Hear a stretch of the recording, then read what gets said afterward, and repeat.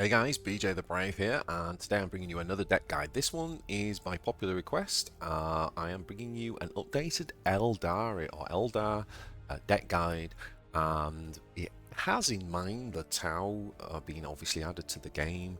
So taking the traditional tempo Galen deck, I've kind of had a bit of a think and come up with a bit of a, I don't know if it's a new archetype, but it's certainly a new one for me. And I'm going to call this Fire and Fade, basically just kind of naming it after one of the cards that's in the deck. So yeah, let's dive in and take a look. Okay, so here is the deck list. This is the Fire and Fade deck, and as you can see, I've actually switched from Galen to Eliac Zephyrblade. Now, if you have watched my video on how to counter Tau, if you haven't watched that, then I'll leave a link, but I definitely suggest going and watching it because we talk through some general strategies for beating Tau, but also some race-specific ones, faction-specific ones, and we also look at some a range of cards that are particularly good. And one of the things I said in that video was about how I actually think that as good as Galen is, that Tau and specifically introductions of the drones and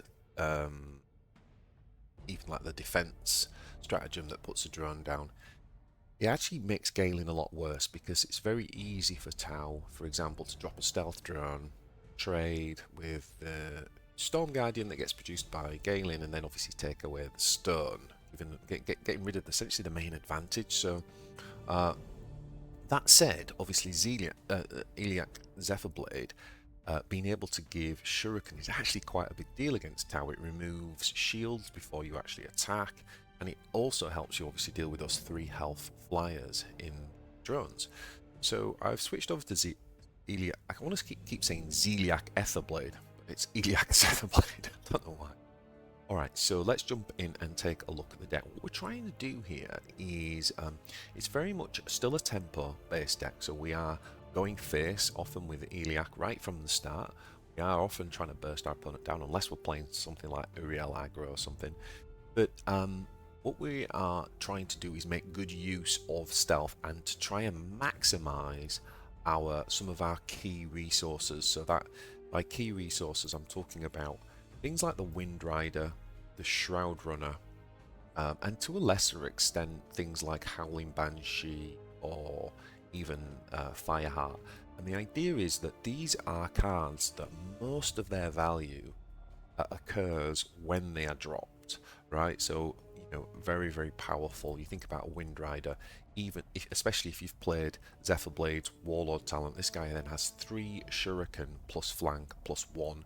If he can survive, you can then, we want to kind of make better use of that, and that's why we run the Fire and Fade.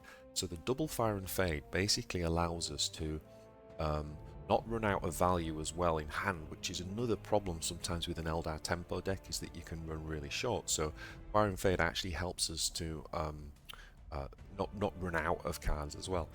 So we run double Fire of Fade for only 1 health, and as I said, I'm trying to target those cards that I just looked at, specifically the Windrider, Shroud Runner,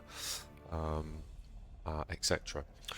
We do run also the double stealth. Now, similar idea really, that when we drop these units, if we don't have Fire and Fade, do we want to just make them survive another turn so that they can kind of go again? It's that kind of idea, making it difficult for our opponent to trade with the board. Obviously that's also very good when we play some of our later cards as well, some of our bigger cards, playing stealth on them after they come down, like a Crimson Hunter. Put that down, it gets the value, then you stealth it so it can't be taken out by, I don't know, a Vet Stormboy or whatever. So we do run the double Webway Incursion. Now, you could drop this down to 1. I need to play it a little bit more to decide whether 1 or 2 is correct. I've currently got 2 though, because I'm trying to maximize that. So you play around with that. Let me know in the comments how you get on and what you think to that. But I've gone with 2 at the minute. Now, the Vet Stormboy, Vet Guardian is our main 2-drop. And that gives us some Waystone capability.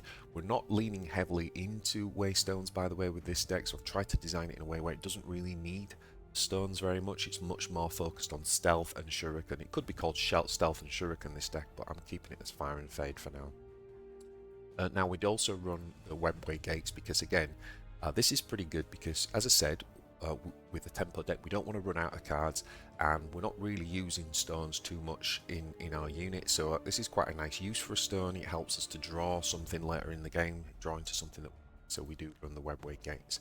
So obviously, as I said, we've got the Windrunners, one of the real engines of the deck. We're always looking for this in our opening hand.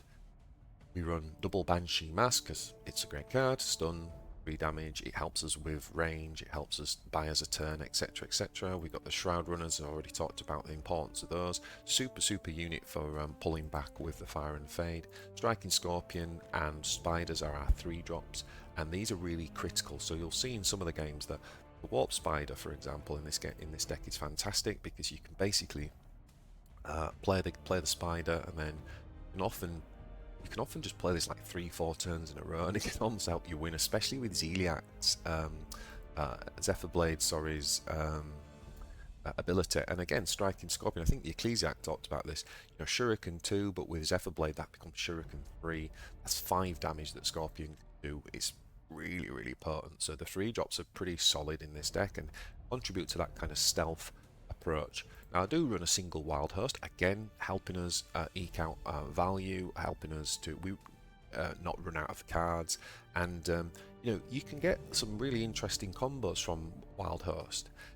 Not only can you get extra Windriders, which are vehicles, extra Shroud Runners, which are vehicles which we're obviously looking for, we've already talked about that. You can also get some interesting later game options. We don't run lots of late game in this, so it does allow us to get an extra Hemlock if we need it, or you know, sometimes even like a Wraithlord can, you know, if you really just need that late game big body. So Wild Host is a pretty flexible card, and it allows you to adapt really, and play kind of like adapt to sort of what you need in the context of any game. Dance to Death is absolutely insane in this deck. Like, it's good anyway, this card, but obviously that Shuriken 2 becomes Shuriken 3 quite often on Zephyrblade himself, meaning that he can often trade with units without actually taking any damage back, right? If you get it down to 3 health, with that, it's super powerful, and it also helps with that kind of aggro, you know, tempo bursting our opponent down. Eldritch Storm, fantastic, super good card against Tau. Obviously, going off twice means that it can take off shields. By the way, this is one of the cards that we really are saving our stones for. Like I said, we're not using many cards that spend stones, but this is actually one of the key ones that you want to try and bank your 2 for when you need that Eldritch Storm. Okay, so the Banshee needs no introduction. Again, not a bad target for Fire and Fade. Fireheart, again, superb, making some of our perhaps our thingy units immune, some of our 2 and 3 drops. The Exarch, again, really playing into our burst down strategy, and that again becomes Shuriken 5 with Zephyrblade. Crimson Hunter's very good right now. Crimson Hunter's very good because Tau play a lot of flyers, so Crimson Hunters is another great way of just dealing with. I mean, you know, dealing 3 damage would kill a drone anyway, but obviously killing like Crisis Suits that have been buffed by Aun'Va, this thing's just superb at the minute. Hemlock Rare Fighter's just there to give us something. It's very rare we're going to get the Blast. Obviously, if we do get the Blast, then great, but we're not that interested. I'd want to drop it, but I'm like, what else am I going to play late game with Eldar? And I do think that you do need something, because there are obviously big units that are coming down turn 7, turn 8, and Hemlock just allows you to get rid of that basically. Eldar do struggle with, you know, big units, so you've got to have some answer, and they're really lacking any answer to deal with big units. So I've kind of got to have at least one of them in there. And then the Wailing Doom is obviously the perfect finisher in an aggro tempo type of build, and will often be your win condition. Alright, so with that said, let's jump into some games and take a look at how this works in practice. Okay, so we've got Haarken World Claimer here, and we decided to get rid of the Webway Gate. Okay, so it's a nice curve. A bit unhappy that we didn't get any of our Windrider Shroud Runners, which we're often looking for.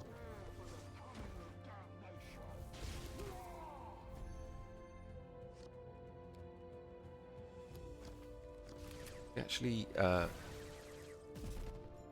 actually play the Path of the not Path of the Warrior. We actually play the Webway entrance to try to fill gaps in our curve, and also again because it's a tempo deck, we don't want to run out of cards. I think I've designed this deck pretty well though for not running out of cards, but that just helps us get yet another card as well. So here we're just basically going to drop now. One of our 3 drops, our spider, just clear off the board.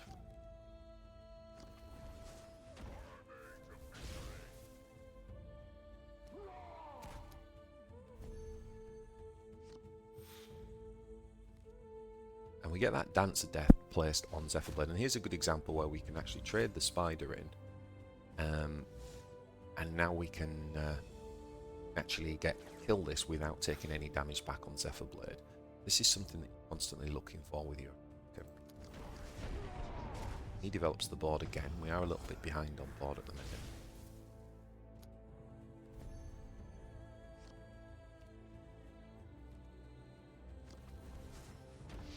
And so similar again, like we can use the Zephyrblade here to just remove this for free. Just that Dance of Death, so just superb. Use of that card. So Chaos often have a turn like this where they kind of just need to refill the hand a little bit. This is like a bit of an opportunity to potentially turn the tempo a little bit.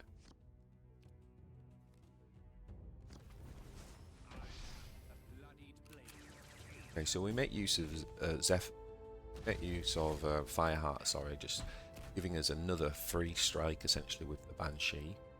Then we actually use the Webway Incursion. Now I think this is a misplay. I stealthed the Banshee. Now it's only a misplay in that essentially if we'd stealthed Fireheart, he could still kill the Banshee and put Fireheart on 1 health, which is what he'll do here anyway, right? He'll kill the Banshee, the blast, and he'll put this on 1 health. The only difference here is that obviously I'm making him take more damage, so I don't know if it's a misplay or not. Let me know what you would do in this scenario. Maybe it was correct. It was the correct way. I'm not really sure, but anyway, either way, it certainly forces him to play his hero power this turn.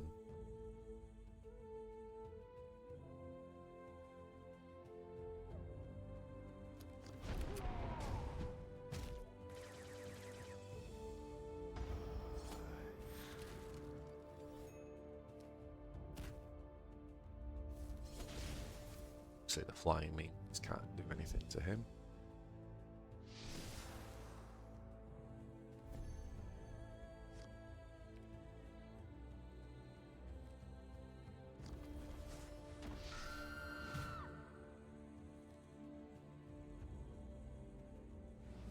Use our Fire and Fade to bring Fireheart back.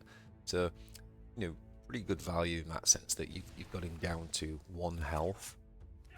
He's done his flanking attack, every bit of health he can without dying, and then brought him back. That was kind of like the idea there for that Fire and Fade.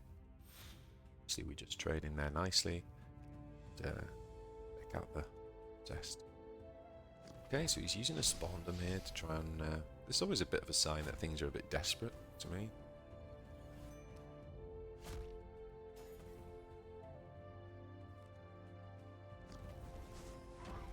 He is able to get on board, get ahead again.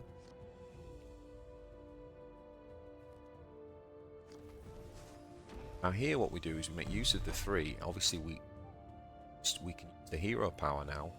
Because we've got the Dance of Death, that gives Zephyrblade free Shuriken, so we can actually take this out without being hit back.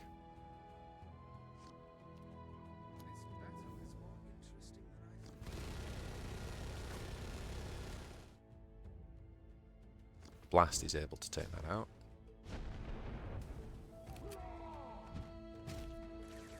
Getting quite low on health, this is pretty close.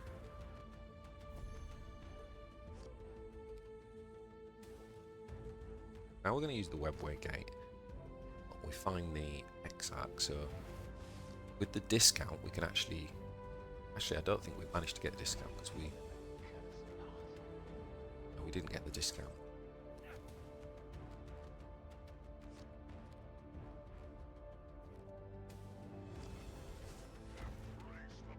Just puts us in a bit of a better position to either trade or and burst it down.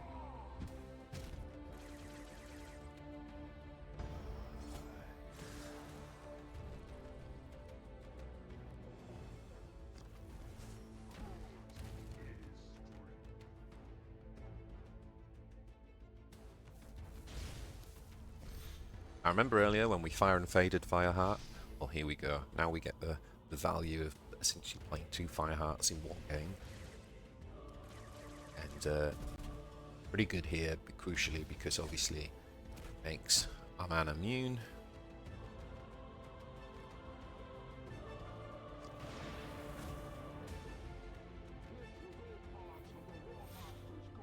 Obviously with the charge from Zephyrblade, that'd be GG. Alright, so there we go, that's game 1. Okay, so next up we have Aun'Va. Nice curve there. Decide to keep that. Again, we don't have our reactory stuff. We've actually gone with the radiation storm as well. Let's drop the 2 drops. It's pretty standard opening. Goes with the stealth drone.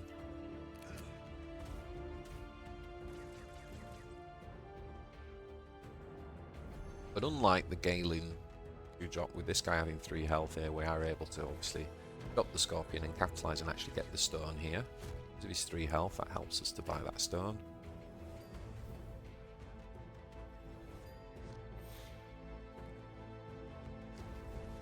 And he goes with the DS8 turret and the guy. So this is a little bit of a nightmare for us to deal with. We don't really want to be seeing this as an Eldar player, especially when it's in stealth. So we clear off that, get rid of the stealth, and we actually do drop the Banshee on tempo.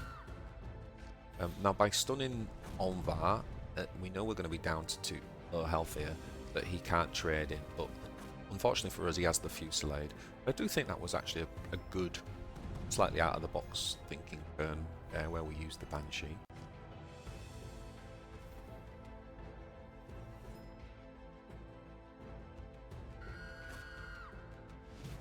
I don't love that turn. I would have obviously liked to have developed the Scorpion, but I was just nervous about him having another Fusillade or another DSA, and then we wouldn't got any value. So we had to kind of take a turn off from playing tempo and just destroy that.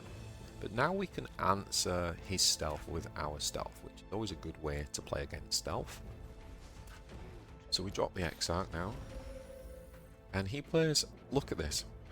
He plays the valued sacrifice and gets double DSA. God. Oh boy, can you believe it? Can you believe it? Now this is what I meant about saving your stones though for the Eldritch Storm. We don't have many cards that rely on stones in this deck. The Eldritch Storm is the one we were using, so that was a very, very well timed storm. After we got insanely lucky with that value sacrifice. And that means obviously we can put the full damage in. Now, because of my own radiation storm, I've actually managed to kill my own Exarch there needlessly. Well done, BJ.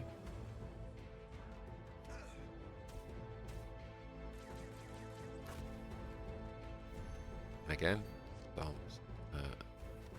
Abaddon dies, take the stone, and we're going to use the gate here. And we find ourselves the anti-flyer.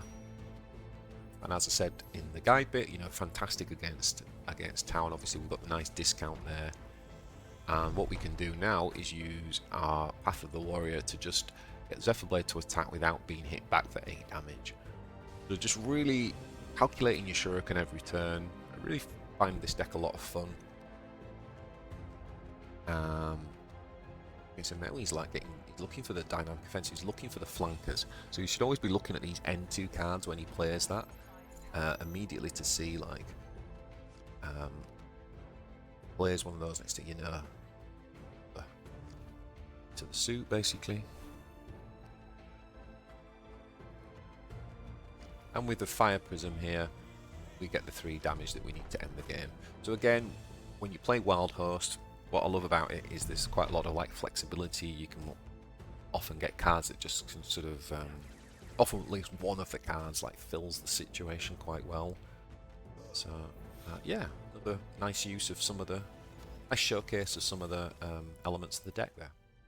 Okay, so game 3 we've actually got Zephyrblade, a mirror match.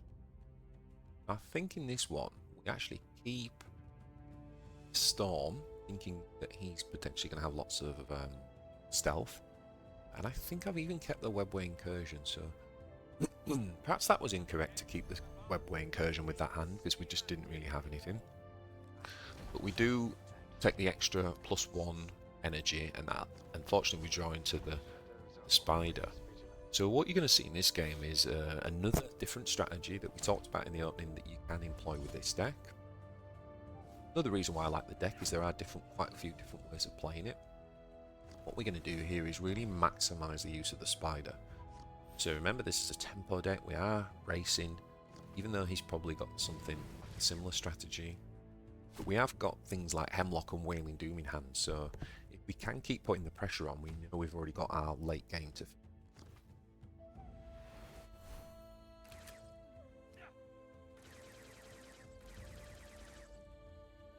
Currently a little bit behind on health. Okay, so now we've got 5 energy, so what we do here is play the Path of the Warrior. So you've got to think about the 3, because obviously this is going to jump back, right? That's why we didn't play Dance to Death yet.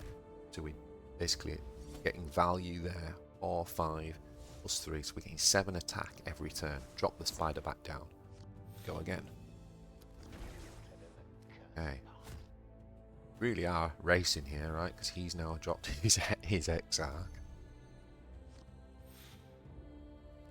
Now, because we've drawn Rider, I'm like, okay, well, we can take that out next turn. Just going to do the 7 again.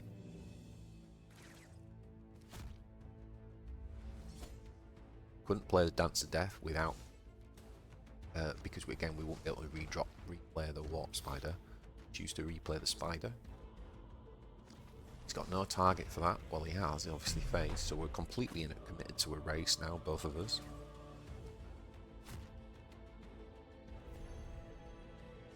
It's a bit awkward now, because obviously we're thinking, next turn we have got the 8 damage, but we've got to deal with this board.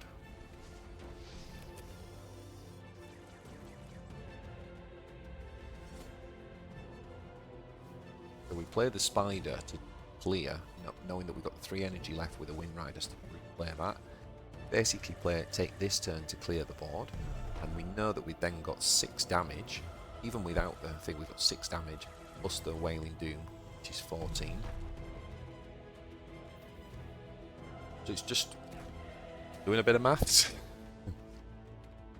So the question is, what has he got to answer this? Obviously, with us going first, we get to hit our Wailing Doom our turn 8 first, so another reason why committing to the race made sense in this kind of matchup. And obviously, it would have been nice to Crimson Hunter that flyer, but we're just going to face and finish off with the Wailing Doom. So a nice showcase there of the kind of tempo stealth beatdown approach that you can do with this deck. Okay, 4th and final game, we've got Abaddon. So we'll get rid of the Webway Gate. To draw into that later. Got a lot of our tricks there. Definitely going to keep the Warp Spider. We actually keep both of the tricks. Okay.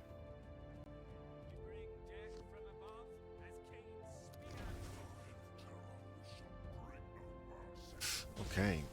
Machine gunning us down.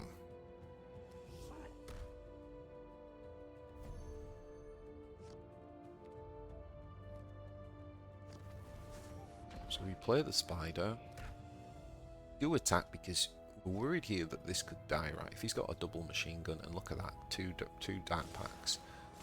So it's like a slightly more aggro-y chaos build, I think. So it's really important that we did hit that last turn. Now obviously we can drop our Shroud Runner. We're actually going to stealth it here.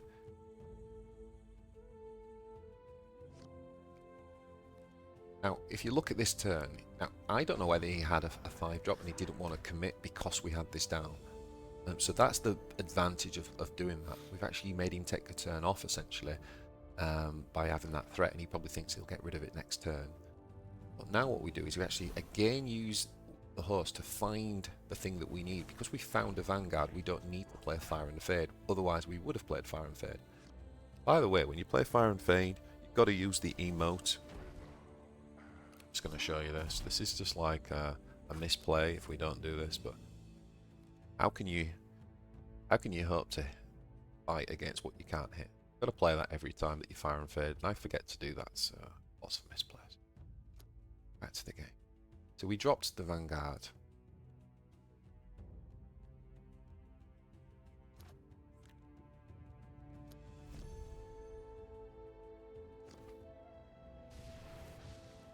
Now we put the Shuriken on, because he had the armor, and that helps us get rid of that.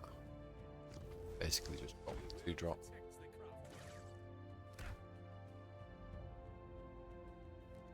Now we're going to Fire and Fade to bring this back. Quite low on resources, so this is another good use of it. And so yeah, he took the turn off to basically try and defend it next turn. Then we got the Vanguard down, so he couldn't do it, and then we obviously Fire and Faded.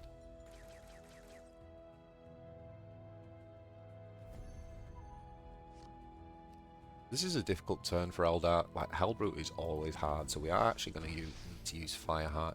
It's just purely for his kind of big 5 attack. Obviously with Shuriken from the hero power, we're able to get this guy down to 1 health, and that means that Eliac can trade now without losing any health himself. So again, always doing math, always calculating. It was a little bit rough for Eldar when they get the sort of big tough armoured chaos units. Quite a bit of a health differential here. We're also not doing too well in terms of our hand. So this is where Webway Gate's nice. Like, find the thing that what are we going to go for? Well, we'll go for a Crimson Hunter, right? Because it's a nice big body. It's a flyer, which obviously Chaos struggle with a little bit more, and it helps us get on board proactively. And then we'll just after the warrior. We're a tempo deck, so even though we're low, we've got to start going for it, and it does give us a +1 advantage. Obviously, Helldrake comes in, puts us in, gets the 6, of course, puts us incredibly low. It's probably just going to pressure us. Yeah, puts us down to 9. But he hasn't developed the board. So again, we're now needing like Wild Host, and that's where these cards that just fill in the gaps. Like last turn it was Webway Portal, this turn it's Webway Host. We can usually find something that's pretty good for us there. So we're going to kind of redo what we did last turn, and we're not going to attack this time, I think, with Eliac, just because, you know, we're so low now on health. Okay, so that does very little. I think he's looking for some. Oh no, he's not. I thought he was going to try and look for.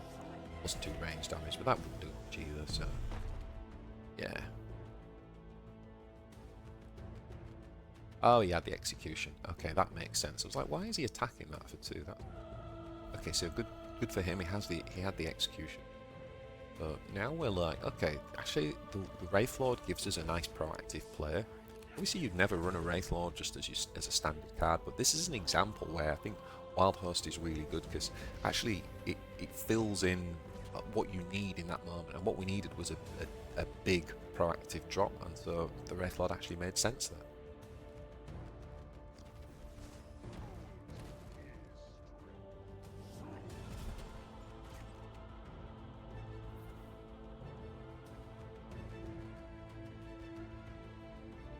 Now he does heal, which means that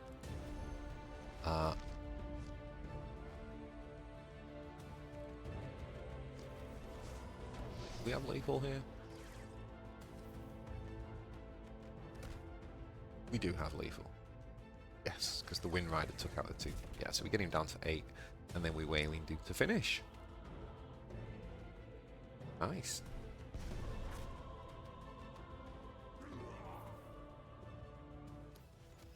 So there we have it, boys. I really think this deck's pretty fun, and even though Eldar is not my main deck this season, because I'm mainly climbing with Tau, if I was using Eldar, this would be the deck that I would be wanting to refine this season. Not only is it really, really fun, but it's quite a tactical deck. There's quite a lot of different ways to play, and hopefully those games kind of showcase some of that.